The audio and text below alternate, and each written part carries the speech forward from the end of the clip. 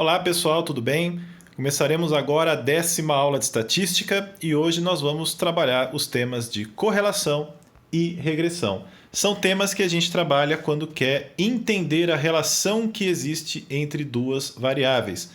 Por exemplo, chuvas diárias e nível de poluição. Quero saber se a quantidade de chuva ela influencia ou não no nível de poluição em dadas localidades. Então, eu posso fazer um conjunto de medições em várias localidades, coleto os dados a respeito de chuvas, coleto dados a respeito de nível de poluição, sempre aos pares, né? Então, para cada localidade eu tenho chuva, eu tenho nível de poluição, e eu posso trabalhar matematicamente esses dados para dizer se existe ou não correlação entre uma e outra e como esta correlação é, como a gente vai trabalhar aqui nesses próximos minutos. Podemos fazer isso com quaisquer variáveis. Por exemplo, uma empresa quer saber se o atraso ou adiantamento na entrega do produto influencia ou não na satisfação dos seus clientes. Então, ela pode também fazer uma análise de correlação, sempre com pares ordenados, né? Sempre pensando que para cada um dos elementos você vai ter duas mensurações, né? Para cada localidade você tem duas medidas, chuva e poluição, ou para cada pessoa que está sendo pesquisada você tem também duas medidas, né? O tempo que demorou para ela receber o produto e o nível de satisfação que ela tem. É sempre que a gente quer fazer essa comparação e sempre que a gente quer saber qual é a significância que existe da relação entre as variáveis que a gente vai aplicar a correlação e a regressão. Ou seja, não é apenas saber, tem relação? Não tem? Não, mas eu quero saber quanto, né? Qual é a força dessa relação? É para isso que a gente vai usar ferramentas matemáticas para dar uma objetividade a essa análise, né? Eu posso pensar, por exemplo, com esses dados aqui ao lado, que deve existir uma correlação entre renda familiar e gasto com alimentação. A gente consegue ver nos dados que enquanto a renda familiar aumenta, o gasto com alimentação aumenta também. Mas pode ficar um pouco subjetivo, né? Apenas bater o olho na tabela. Se eu quero comparar com outras realidades de outras cidades, de outros países, outros estados, né? Eu quero saber as correlações que existem entre essas variáveis, eu posso chegar a resultados errados, né? Se eu não fizer um tratamento matemático, um tratamento objetivo dessa questão. Então a gente vai introduzir algumas ferramentas matemáticas que nos ajudam nisso, que nos ajudam nessa análise da relação entre duas variáveis. E a primeira técnica que a gente vai ver é a da correlação, tá? É uma relação que pode existir entre duas variáveis que a gente vai chamar de x e y. X vai ser a variável independente ou explanatória ou aquela que controla.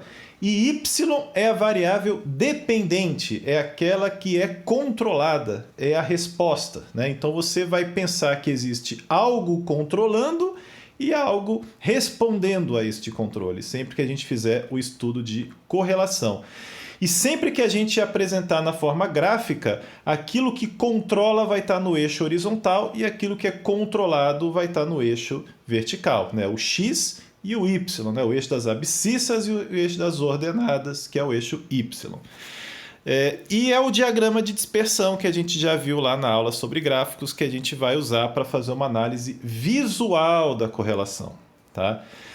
Nesse primeiro caso, né, no primeiro gráfico que aparece lá no canto superior esquerdo, você tem um exemplo de correlação linear negativa, ou seja, com esse monte de pontinho, cada pontinho desse sendo uma dupla de medidas que vale para um determinado elemento, você pode perceber que quando o x aumenta, o y diminui, né?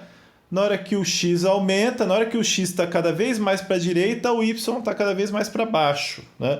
Esse seria um exemplo de correlação linear negativa. Quando um aumenta, o outro diminui. Aquilo que controla está aumentando, aquilo que é controlado diminui. E quando existe esse comportamento, a gente chama de correlação linear negativa. Se, por outro lado, eu noto que o aumento de x tende a produzir um aumento de y, eu tenho, nesse caso, uma correlação linear positiva, né? Então, uma das variáveis aumentou, a outra aumenta junto, né? Então, tem uma correlação positiva. Renda e educação pode ser um exemplo claro disso. A renda vai aumentando, a educação vai aumentando também. Existem outras situações em que eu não consigo encontrar correlação entre as variáveis, que é o que a gente vê no exemplo aqui do canto inferior esquerdo, né? Você vê que tem um monte de pontinho disperso para tudo quanto é canto. Ou seja, se o x é maior ou se o x é menor, isso não está influenciando no y, como você pode ver. Você tem x grande e x pequeno correlacionado com y grande e y pequeno também. Então, não tem. Aqui você não encontra correlação. Você vai dizer que as duas variáveis são independentes entre si. Tá? E existem outros tipos de correlação, mas que não são lineares e que não podem ser medidas com essa técnica que a gente vai apresentar agora. É o que acontece quando, aumentando-se o x, o y aumenta no primeiro momento, chega num pico, depois diminui, ou qualquer outro comportamento que desvie de uma linha reta. Para a gente fazer o cálculo desse coeficiente de correlação, a gente precisa usar esta formulinha aqui do lado, e eu espero que vocês não se assustem com ela, porque ela não é uma fórmula assim muito bonita à primeira vista, mas vocês vão perceber que matematicamente ela não traz grandes dificuldades. Por quê? Se vocês olharem esse símbolozinho aí, ó, esse sigma maiúsculo, é somatória, né? Então, batendo o olho nesse gráfico, você vai perceber o seguinte, que você vai somar um conjunto de elementos, e aí depois que você somou esses elementos, você vai multiplicar alguns, você vai subtrair alguns pelos outros, vai tirar a raiz quadrada, mas nenhum procedimento matemático, nenhum procedimento algébrico que seja tão complexo, né? Então, é importante a gente perder o medo, né? Olhar para uma fórmula dessa e dizer, não, tudo bem, aqui não tem nada de tão complicado assim, vamos tentar resolver isso aqui, né? Então, a primeira coisa que a gente tem que pensar é isso. Para colocar os valores nessa equação, o que você pode fazer para te ajudar? Você pode montar uma tabela, assim como você fez lá no estudo do desvio padrão e da variância. Você monta uma tabela. Então você está vendo aqui na fórmula, pô, vou precisar fazer a somatória dos x. Beleza, eu faço uma coluna com todos os valores de x e somo no final. Ah, eu vou precisar da somatória dos y. Então, eu faço também uma coluna com todos os valores de y que estejam correlacionados com o x, né? Então, para cada um dos elementos eu vou ter um x e eu vou ter um y, vou ter que botar na mesma linha, né? E aí eu ponho na tabela. Depois eu tenho que somar todos os valores de x multiplicados pelos valores de y 2 a 2, né? Como a gente tem nessa tabela aqui, por exemplo, fica mais fácil mostrando aqui os valores, né? Então eu coloquei lá na primeira coluna todos os valores de x, 2,4, 1,6, 2, 2,6 e daí por diante. E aí eu coloquei ao lado os valores de y que são correspondentes, né? Então esse carinha que teve 2,4 no x, ele tem 225 no y. Esse que teve 1,6 no x, teve 184 no y. E aí eu compilo todos os valores, tá? Isso aqui não tem erro, isso aqui não é uma coisa difícil de fazer. Aí eu vou fazer mais 3 colunas, nas quais eu devo encontrar as somatórias dos x multiplicados pelo y, como eu estava começando a falar, a somatória de todos os x elevados ao quadrado e a somatória de todos os y elevados ao quadrado. Então veja só nessa tabela como é que eu faço. Na terceira coluna, o que eu fiz nela? Para cada linha eu multipliquei o x e o y correspondente. Então na primeira linha, por exemplo, eu multipliquei 2,4 por 225 e eu tive como resultado 540, né? Na segunda linha, multipliquei 1,6 por 184, tive como resultado 294,4. E eu faço isso com todos os demais valores, tá? Aí na terceira coluna, o que eu fiz? Na terceira não, na quarta. Na quarta coluna, o que eu fiz? Peguei todos os valores de x e elevei ao quadrado. Então, peguei lá 2,4 elevei ao quadrado, deu 5,76. 1,6 elevado ao quadrado, 2,56. 2 elevado ao quadrado, 4. Né? Daí por diante, você vai preenchendo a coluna. E na última coluna são os valores de y elevados ao quadrado. Então, 225 elevou ao quadrado deu 50.625. Número grande, número pequeno, tanto faz. Isso aqui não vai te intimidar porque você vai usar a calculadora e tranquilo, não tem problema nenhum. 184 elevado ao quadrado, 33.856. Montou a tabela, você lá no finalzinho, você soma todo mundo que estava em cada coluna, né? Então, você pode perceber lá embaixo que eu tenho somatório do x. É a soma de todos os valores de x, deu 15,8, beleza. Segunda coluna, somatório de y, somei todos os valores de y, deu 1.634, é um valor maior. Somatório de x, y, então peguei cada uma desses produtos aí de x e y e somei todo mundo que estava na terceira coluna, deu 3.289,8. E o mesmo com x quadrado, o mesmo com y quadrado. Vocês vão ver, pessoal, que isso aqui é um pouco chatinho, um pouquinho trabalhoso, mas não é difícil, tá? Fiquem tranquilos que isso não é difícil, só é um pouco trabalhoso. Você vai trabalhar com esses valores aqui que você vai obter no final, né? Então você tem lá o somatório do x, somatório do y, somatório do xy, somatório do x quadrado, somatório do y quadrado, que é tudo que você precisa colocar nessa equação. Você vai obter os valores e só vai encaixar aqui. Igual foi feito nesse exemplo, ó. O R é igual a essa fórmula, aqui está a mesma fórmula que a gente apresentou lá atrás. Eu apenas substituí os valores. N, quem que é o N? N é a quantidade de elementos. Então aqui são 8 elementos, então eu vou colocar lá o 8, né? Eu vou multiplicar 8 pelo somatório de xy. Então eu substituí o valor que está lá na terceira coluna, na última linha, e multipliquei pelo 8. E eu vou subtrair isso pela soma de todos os valores de x multiplicado pela soma de todos os valores de y, né? Então, substituir lá o 15,8, que é o resultado da primeira coluna, somatório da primeira coluna, e o 1.634, que é o somatório da segunda coluna, tá? E na linha de baixo, no denominador, o que eu faço? No denominador vai ter duas raízes. Eu vou calcular duas raízes. Dentro de uma delas vai estar esse n, que é o 8 novamente, tá? Multiplicado pela somatória de x quadrado. Tá? O que é a somatória de x quadrado? Está lá no final da quarta coluna. Então, lá na quarta coluna deu 32,44. Vou lá e boto esse número. Menos 15,8 ao quadrado. Por quê? O que agora a gente tem aqui? Agora a gente tem o somatório de x dentro do parênteses elevado ao quadrado. Então, vou pegar o somatório de x que eu já conheço, que é 15,8, e vou elevá-lo ao quadrado. Então, 15,8 ao quadrado vai ser o resultado dessa parte aqui da equação. Ao lado vai ter a segunda raiz quadrada que eu vou calcular, em que eu vou também jogar esses valores. O n, que é 8, o somatório de y ao quadrado. Pô, todos os y ao quadrado está lá na última coluna o somatório deles. É 337.558. Né? Então, 8 vezes ele subtraído pelo somatório do y, que é 1.634, elevado ao quadrado.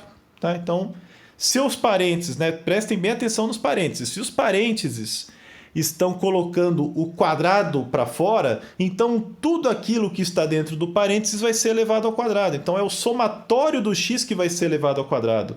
Veja a diferença que tem com o que acontece ao lado, que é o somatório do x ao quadrado sem parênteses nenhum. Quer dizer que eu estou somando todos os valores de x elevados ao quadrado. Tá bom? Então, isso aqui vai parecer complicado na primeira vez? Vai. Mas, no final, você vai ver que é só encaixar os valores aqui na equação, que você já tem um resultado pronto. Tá? Algebricamente, isso aqui não é difícil. Tá? Você vai calcular os valores, vai tirar todas as raízes. No final, com esse exemplo aqui, eu cheguei nesse número. 0,9129 mais alguma coisa, eu tive que arredondar.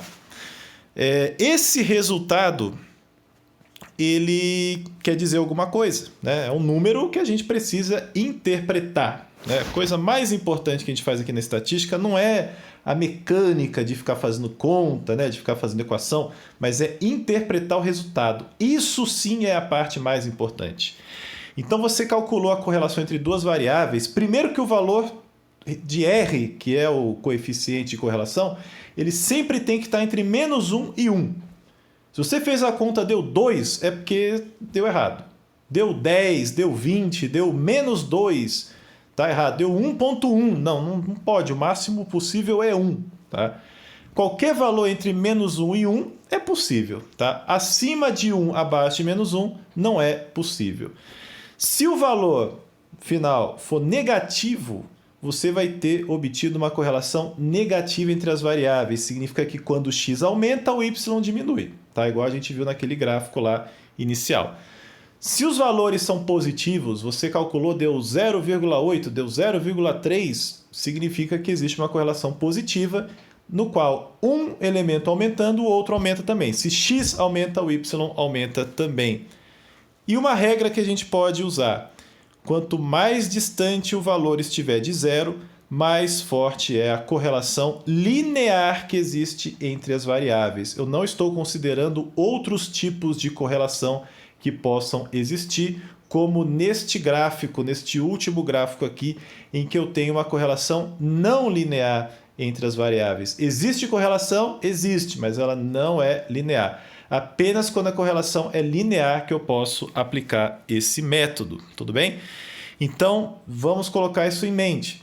Se os valores, isso sim a gente precisa lembrar quando a gente olhar um valor de correlação. Aquela equação a gente nunca vai memorizar, tá? Isso aqui, quer dizer, nunca é muito exagero meu, mas não há necessidade alguma, porque isso aqui você consulta caso você não tenha um aplicativo para usar no momento, porque geralmente a gente faz isso aqui com tecnologia.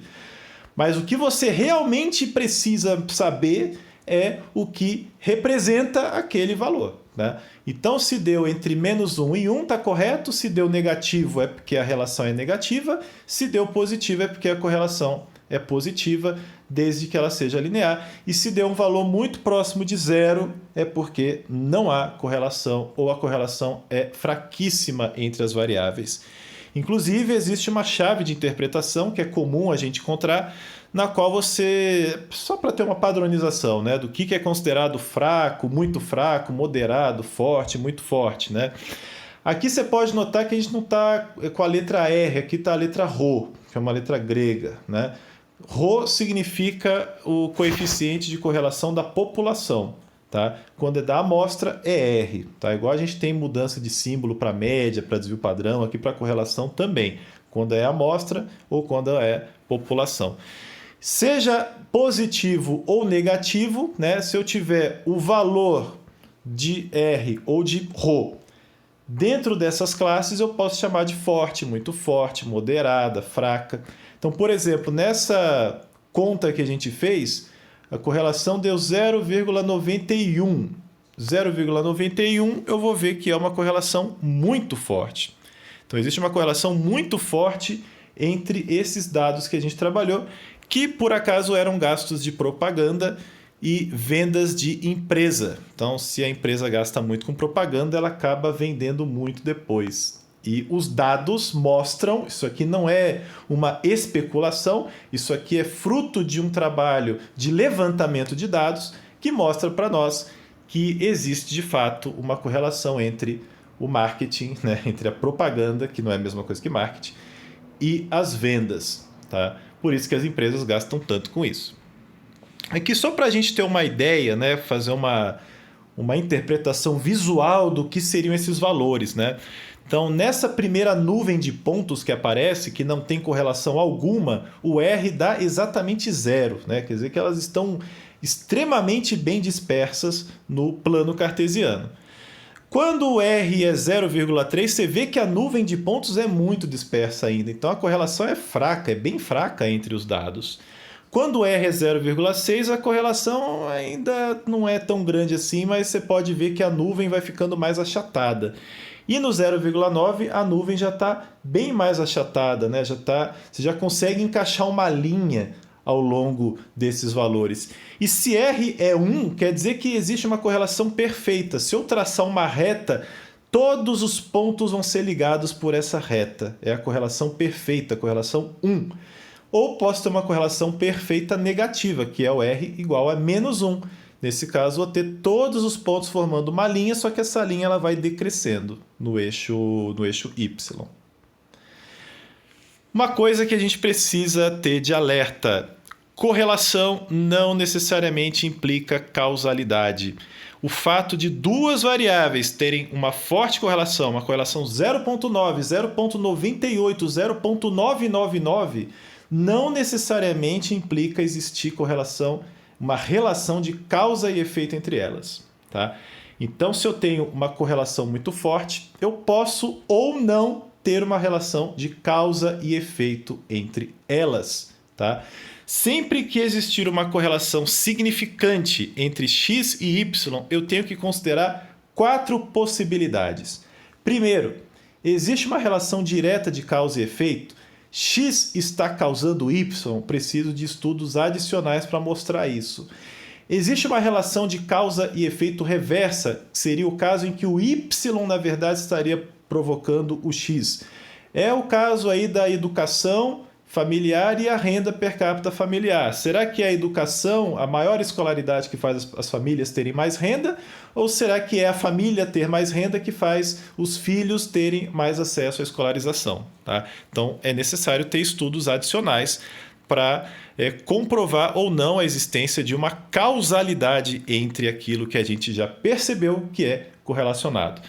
Ainda existe a possibilidade dessa relação entre variáveis ter sido produzida por uma terceira variável. Né? Então, pode ser que não haja uma correlação direta entre duas características, mas existe algo que está controlando essas duas características de uma população.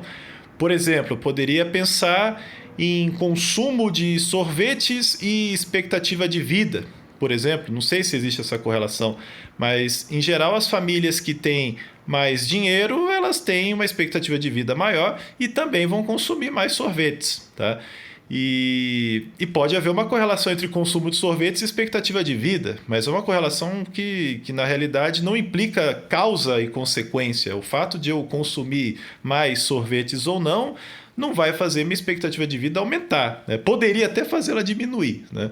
Mas a gente tem uma terceira variável que é mais importante, que está influenciando mais as duas variáveis, que é a renda familiar. Ou a gente pode considerar que a relação entre as variáveis pode ser mera coincidência, né? O que não é muito comum, mas tudo bem, a gente tem que considerar também essa hipótese.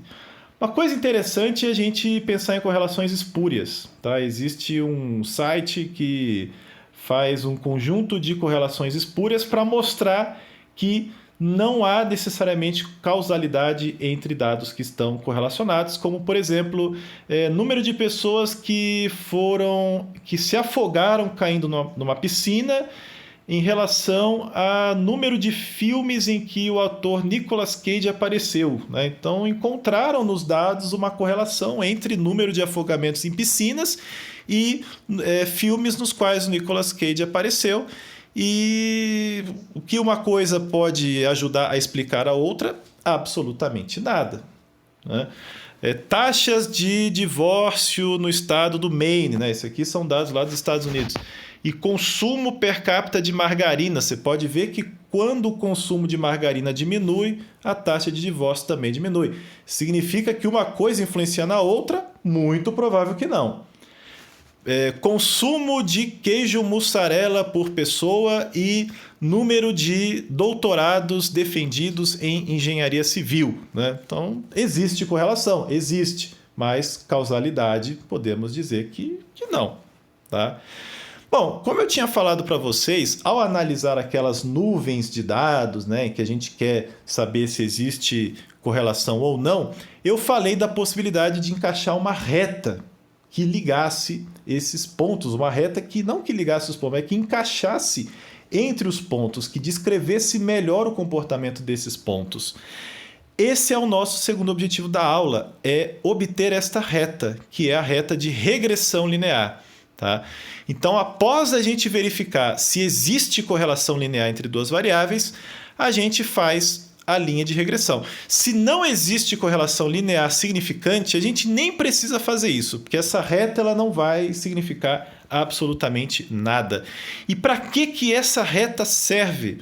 ela serve para a gente ter uma estimativa do que pode acontecer com as próximas mensurações.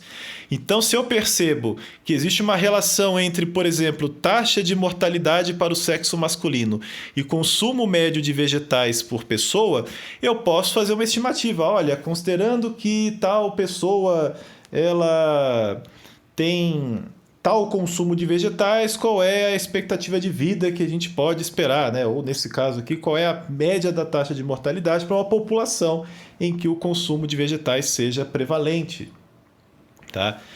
E a gente precisa considerar o seguinte, né? Para obter esta reta, a gente vai ter um conjunto de pontos que vão estar dispersos formando uma nuvem de pontos, tá? Para cada nuvem, para cada ponto que está dentro dessa nuvem, a gente vai ter um valor DI, tá? E esse valor DI, ele vai representar a diferença que existe entre o Y observado, aqui a gente vai fazer a comparação sempre com a variável que é controlada, a variável que é dependente, a variável Y, tá? Então a gente vai ver o quanto que a gente observou de fato nos dados dessa variável e o quanto que era previsto para essa variável, considerando essa linha de tendência que possa existir entre os valores de x e y. Tá? E essas diferenças entre o valor observado e o valor previsto, a gente vai chamar de resíduo. Tá? A técnica que a gente vai apresentar, ela procura reduzir ao máximo a soma dos quadrados dos resíduos, né? Então, esses resíduos aqui eu vou elevá-los ao quadrado e a soma deles tem que ser a menor possível, tá? Ou seja, eu quero encontrar a reta que melhor se ajuste aos dados, porque se não é a reta que melhor se ajusta, eu vou ter resíduos maiores do que teria.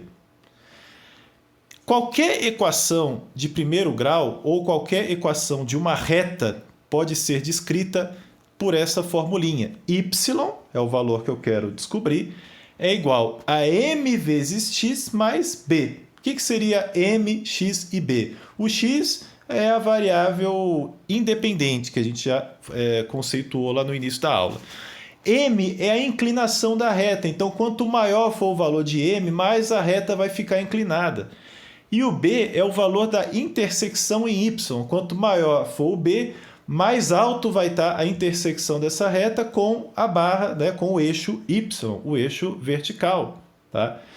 E no caso aqui da regressão linear, a gente vai ter o y chapéu. O que é o y chapéu?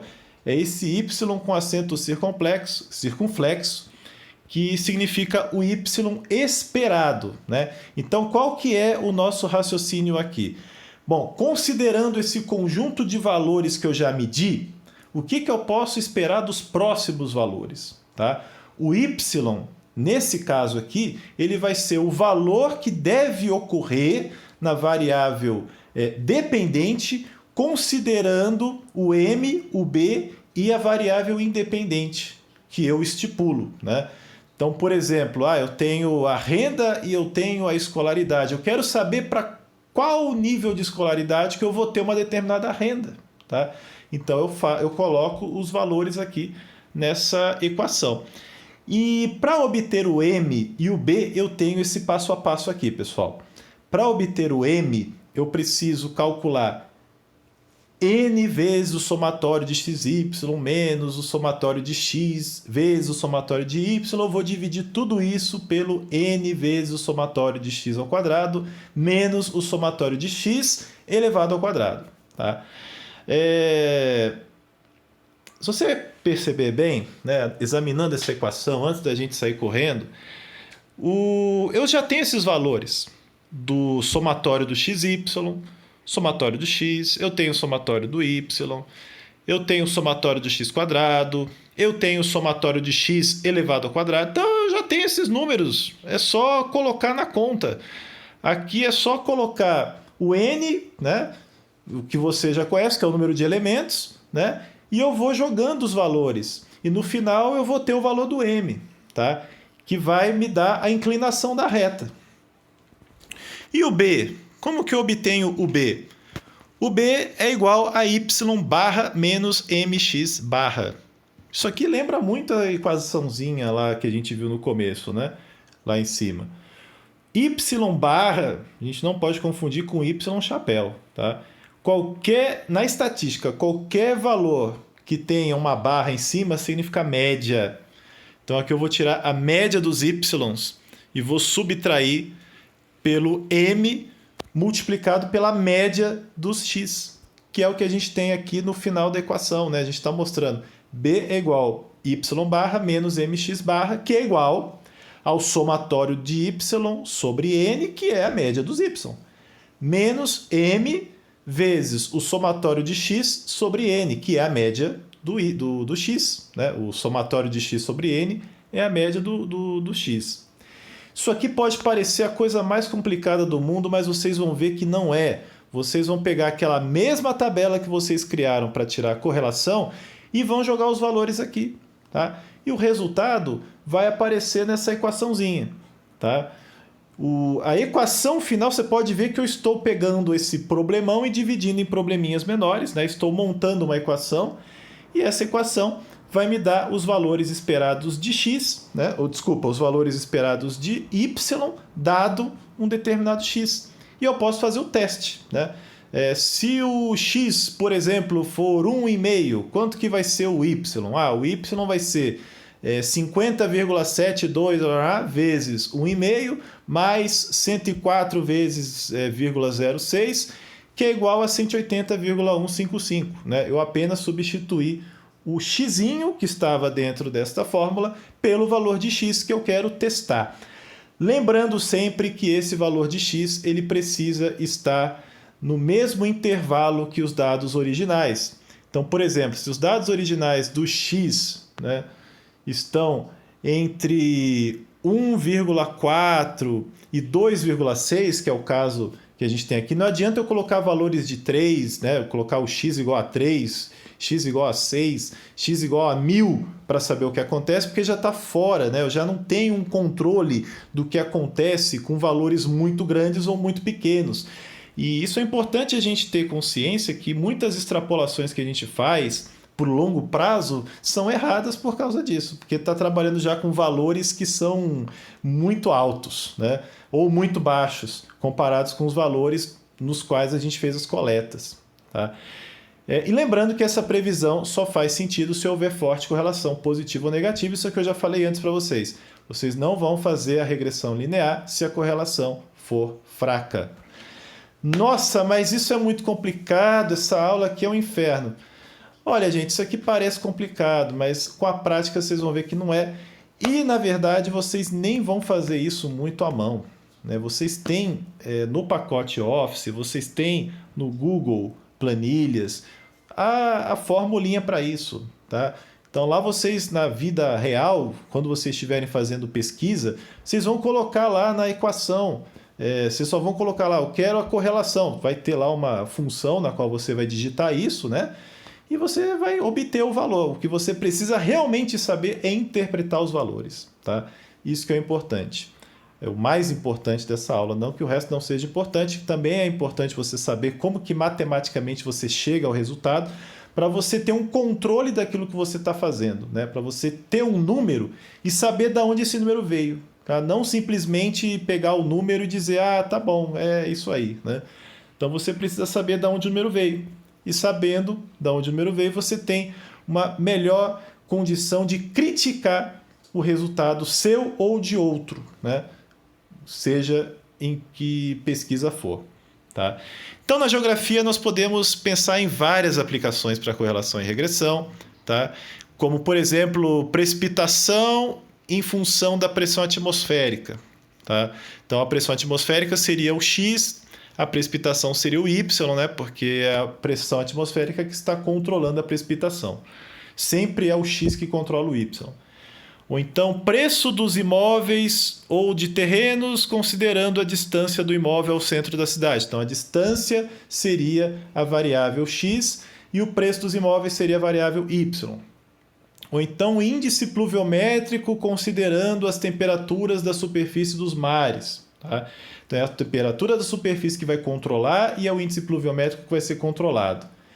Índice de escolarização a partir da renda familiar ou inverso, porque a gente não sabe exatamente o que controla o que, e muitas outras aplicações possíveis. Bom, gente, é isso. Agradeço aí a todos pela atenção e pela paciência e até a próxima. Tchau, tchau.